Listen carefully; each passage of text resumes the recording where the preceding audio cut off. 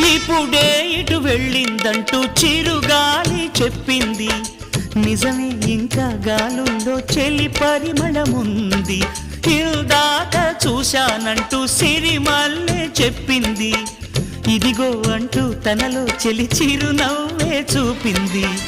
ఈ గుడి గంటల్లో తన గాజుల సడి వింటుంటే తను ఈ కోవెల్లో ఇప్పటి వరకు ఉన్నట్టే. ఎటు చూసినా తన జాడలే, ఎటు వెళ్ళిందో ఈ లోకునే. నేలనడిగా, పూలనడిగా, నీలి నింగి చుక్కలనడిగా, ప్రేమించిన చెలియేదని.